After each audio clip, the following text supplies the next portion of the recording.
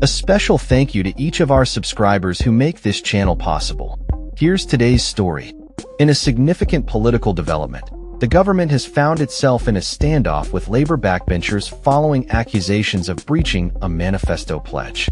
The controversy centers around the government's recent decision to abandon plans for day one protection against unfair dismissal for workers, a move described by some labor MPs as a complete betrayal. Initially, the proposal aimed to reduce the qualifying period for unfair dismissal claims from 24 months to just 1 day after starting a new job.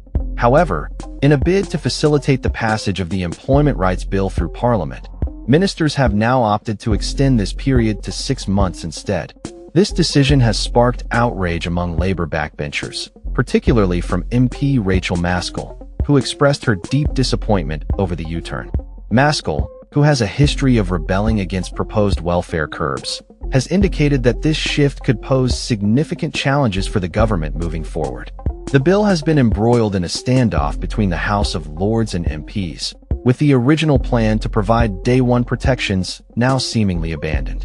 Labor's manifesto had explicitly promised to consult with various stakeholders, including businesses and civil society, before implementing such protections. This included commitments to ban exploitative zero-hours contracts and ensure basic rights for workers from day one, such as parental leave and sick pay. The latest concession comes on the heels of Labour leader Sir Keir Starmer's efforts to refute claims that the party misled the public regarding tax policies, especially after the announcement of a record £26 billion tax hike during the autumn budget. The decision to delay the introduction of workers' rights has drawn immediate backlash from Labour MPs and unions alike.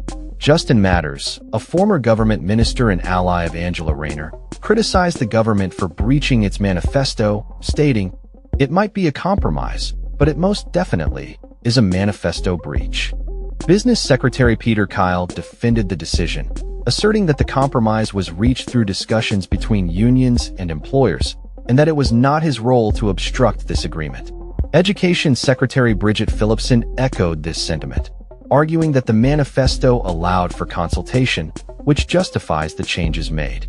However, critics within the party, including Maskell, have argued that the government has strayed from its commitments, particularly regarding day one rights. MP Andy MacDonald labeled the move a complete betrayal and vowed to campaign for its reversal, emphasizing that a halfway measure is unacceptable.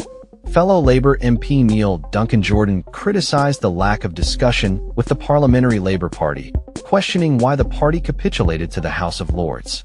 Another MP expressed concerns about the implications of this change, suggesting it reflects weakness within the leadership and raises questions about future concessions. Unite Union leader Sharon Graham lamented that the bill has become a shell of its former self, while TUC General Secretary Paul Nowak stressed the importance of ensuring the legislation is passed quickly, despite the changes. In contrast, business groups welcomed the 6-month qualifying period, arguing that it would bolster confidence for hiring while still protecting workers. However, they cautioned that concerns remain about other aspects of the bill, including thresholds for industrial action and protections for seasonal workers. Tory leader Kemi Badenoch criticized the move as another humiliating U-turn for Labour, asserting that the legislation still contains measures detrimental to businesses and economic growth. As the political landscape continues to evolve, the implications of this U-turn on Labour's standing and the government's ability to deliver on its promises remain to be seen. With backbenchers expressing their dissatisfaction and unions voicing their concerns, the government may face increasing pressure to address these issues and restore confidence among both workers and party members. That's all for this story. We upload videos every day covering many different subjects, so hit that subscribe button to stay informed. Thanks for watching.